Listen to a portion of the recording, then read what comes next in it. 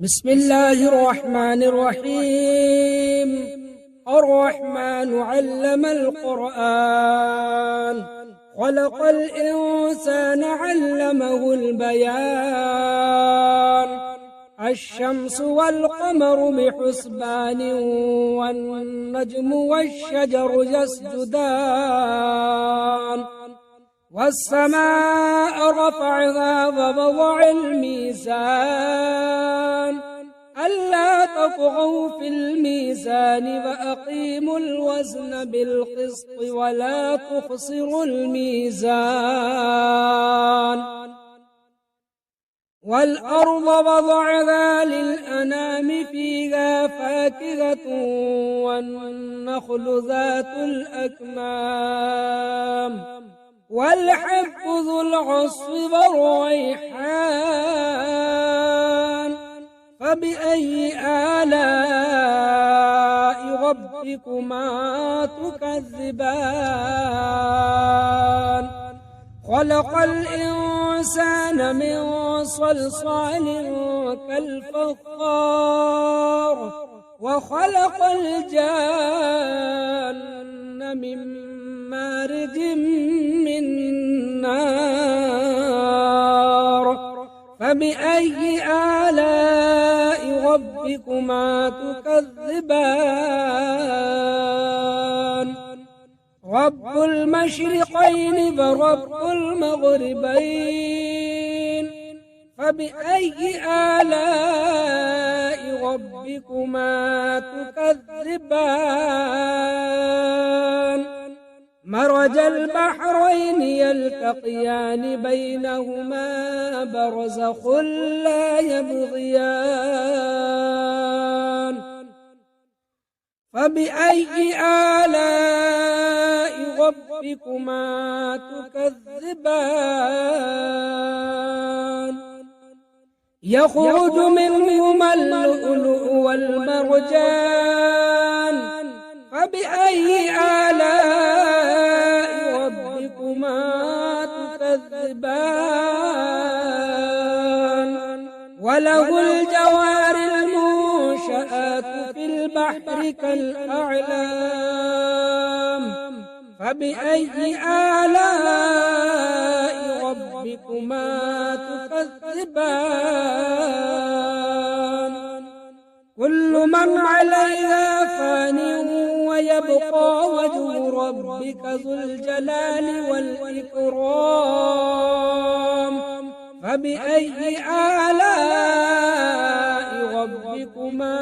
تكذبان؟ يسأله من في السماوات والأرض،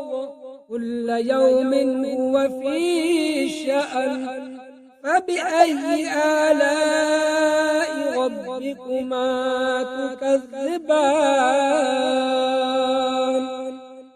سنفرغ لكم أيها الثقلان، فبأي آلاء ربكما تكذبان؟ يا معشر الجن والإنس إن استطعتم أن تنفذوا من أقطار السماوات والأرض، فانفذوا لا تنفذون إلا بسلطان. فبأي آلاء ربكما تكذبان؟ يرسل عليكما شواظ من نار ونحاس فلا تنتصران. فبأي آلاء ربكما تكذبان؟ فإذا انشقت السماء فكانت وردة كالدهان. فبأي آلاء ربكما تكذبان؟ فيومئذ لا يسأل عن ذنبه إنس ولا جان فبأي آلاء ربكما تكذبان يعرف المجرمون بسيماهم فيؤخذ بالنواصي والأقدام فبأي آلاء ربكما تكذبان هذه جهنم التي يكذب بها المجرمون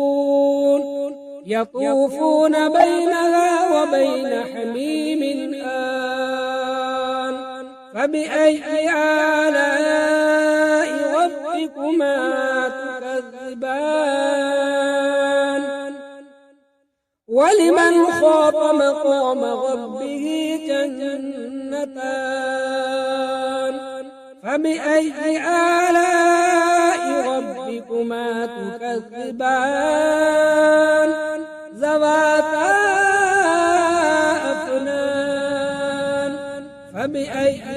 آلاء ربكما تكذبان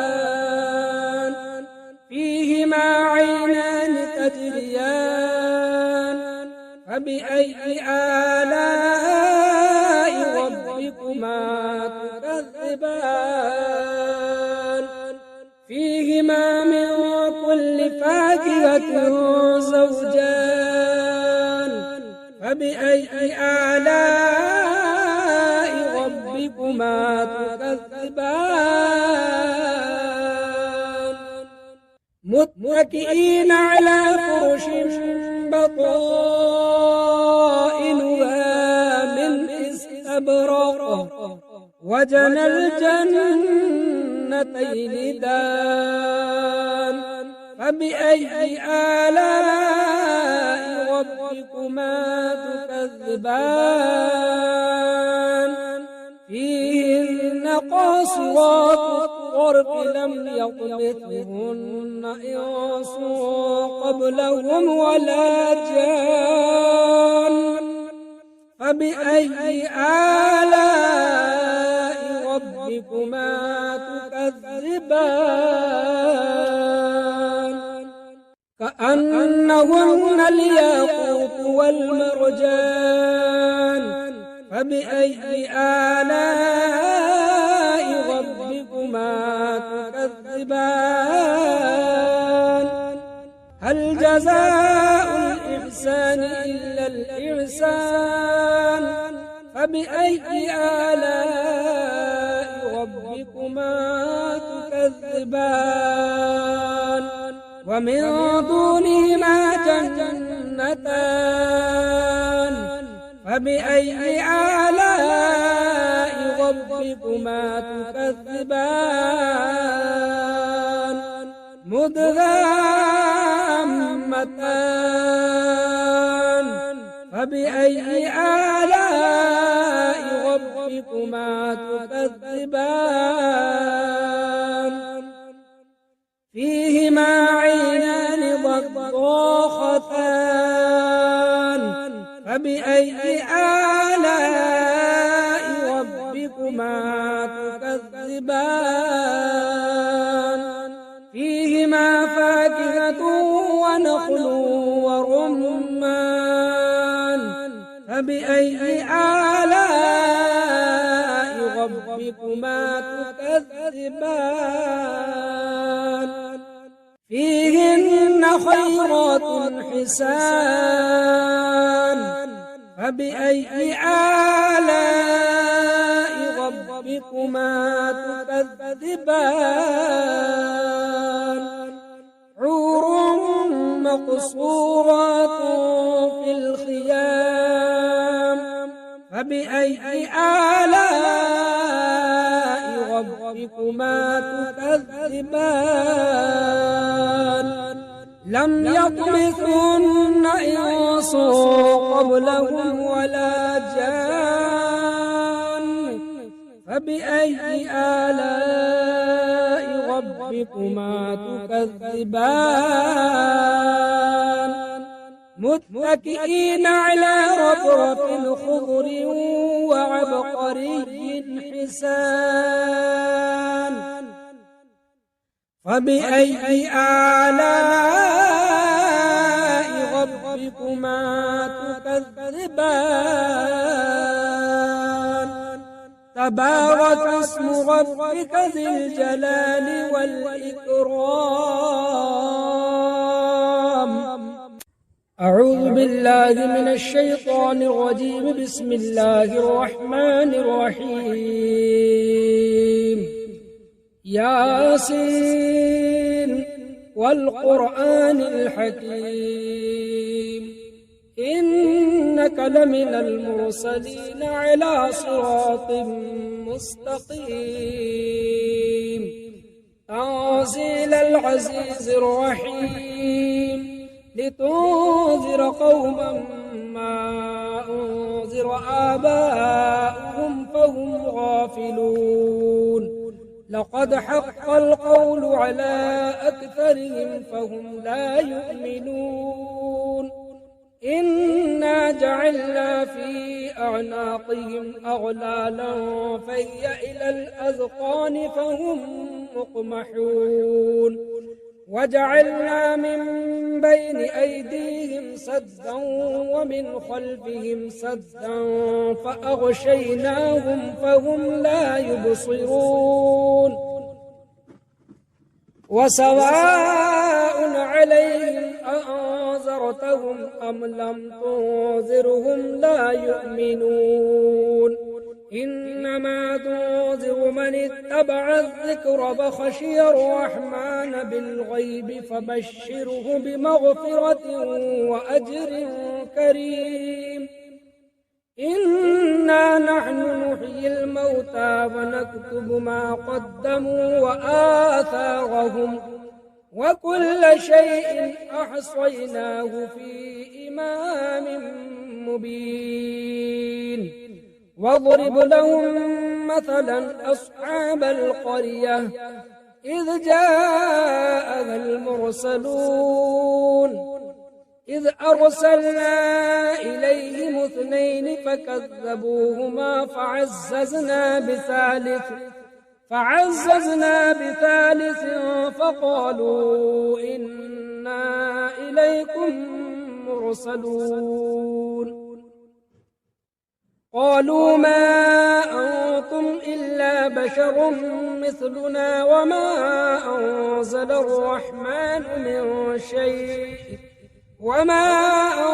الرحمن من شيء إن أنتم إلا تكذبون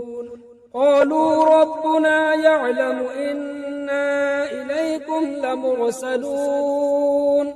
وما علينا إلا البلاغ المبين قالوا إنا تطيرنا بكم لئن لم تنتهوا لنرجمنكم وليمسنكم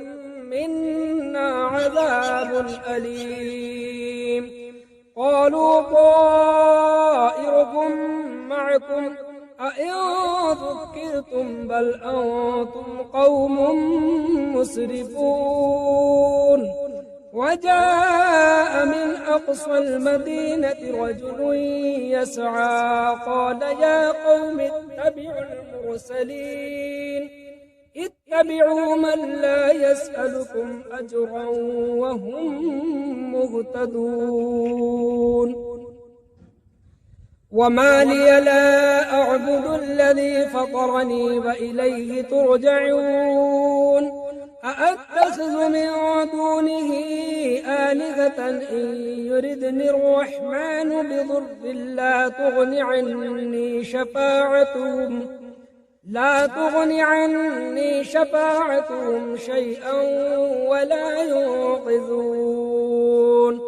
إني إذا لفي ضلال مبين إني آمنت بربكم فاسمعون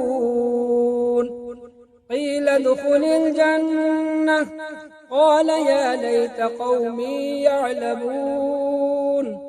بما غفر لي ربي وجعلني من المكرمين وما أنزلنا على قومه من بعده من جند من السماء وما كنا منزلين إن كانت إلا صيحة واحدة فإذا هم خامدون يا حسرة على العباد ما يأتيهم من رسول إلا كانوا به يستهزئون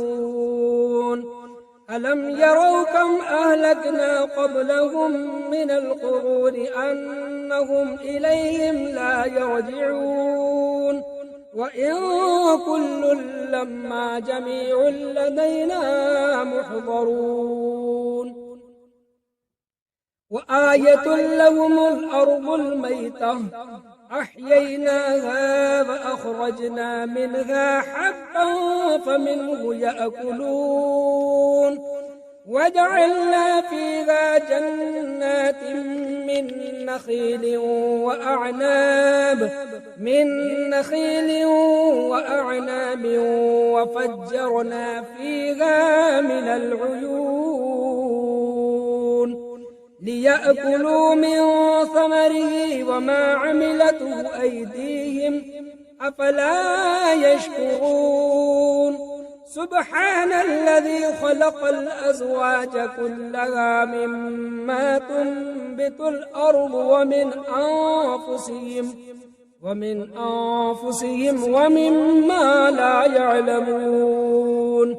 وآية لهم الليل نسلخ منه النهار فإذا هم مظلمون والشمس تجري لمستقر لها ذلك تقدير العزيز العليم والقمر قدرناه منازل حتى عاد كالعرجون القديم لا الشمس ينبغي لها أن تدرك القمر ولا الليل سابق النهار وكل في فلك يسبحون وآية لهم أنا حملنا ذريتهم في الفلك المشحون وخلقنا لهم من مثله ما يركبون وإن نشأ نغرقهم فلا صريخ لهم ولا هم ينقذون إلا رحمة منا ومتاعا إلى حين وإذا قيل لهم اتقوا ما بين أيديكم وما خلفكم لعلكم ترحمون وما تأتيهم من آية من آيات ربهم إلا كانوا عنها معرضين وإذا قيل لهم أنفقوا مما رزقكم الله قال الذين كفروا للذين آمنوا أنطعم من لو يشاء الله أطعمه إن أنتم إلا في ضلال مبين ويقولون متى هذا الوعد إن كنتم صادقين ما ينظرون إلا صيحة واحدة تأخذهم وهم يخصمون فلا يستطيعون توصية ولا إلى أهلهم يرجعون ونفخ في الصور فإذا هم من الأجداث إلى ربهم ينسلون قالوا يا ويلنا من بعثنا من مرقدنا هذا ما وعد الرحمن وصدق المرسلون إن كانت إلا صيحة واحدة فإذا هم جميع لدينا محضرون فاليوم لا تظلم نفس شيئا ولا تجزون إلا ما كنتم تعملون إن أصحاب الجنة اليوم في شغل فاكهون هم وأزواجهم في ظلال على الأرائك متكئون لهم فيها فاكهة ولهم ما يدعون سلام قولا من رب رحيم وامتازوا اليوم أيها المجرمون ألم أعهد إليكم يا بني آدم ألا تعبدوا الشيطان إنه لكم عدو مبين وأن اعبدوني هذا صراط مستقيم ولقد أضل منكم جبلا كثيرا أفلم تكونوا تعقلون هذه جهنم التي كنتم توعدون اصلوها اليوم بما كنتم تكفرون اليوم نختم على أفواههم وتكلمنا أيديهم وتشهد أرجلهم بما كانوا يكسبون ولو نشاء لطمسنا على أعينهم فاستبقوا الصراط فأنى يبصرون ولو نشاء لمسخناهم على مكانتهم فما استطاعوا مضيا ولا يرجعون ومن نعمره ننكس في الخلق أفلا يعقلون وما علمناه الشعر وما ينبغي له إن هو إلا ذكر وقرآن مبين لينذر من كان حيا ويحق القول على الكافرين أولم يروا أنا خلقنا لهم مما عملت أيدينا أنعاما فهم لها مالكون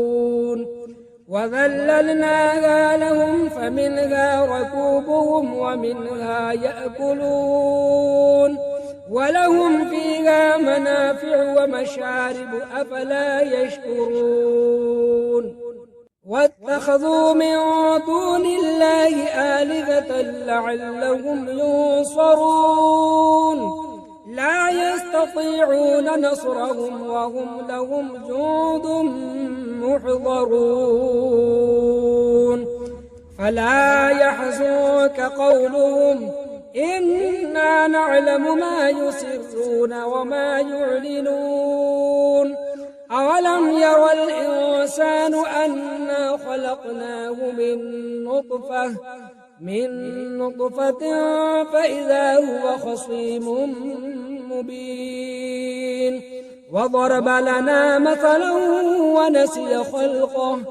قال من يحيي العظام فهي رميم قل يحييها الذي أنشأها أول مرة وهو بكل خلق عليم الذي جعل لكم من الشجر الأخضر نارا فإذا أنتم منه توقدون أوليس الذي خلق السماوات والأرض بقادر على أن يخلق مثلهم بلى وهو الخلاق العليم إنما أمره إذا أراد شيئا إذا أراد شيئا أن يقول له كن فيكون فسبحان الذي بيده ملكوت كل شيء وإليه ترجعون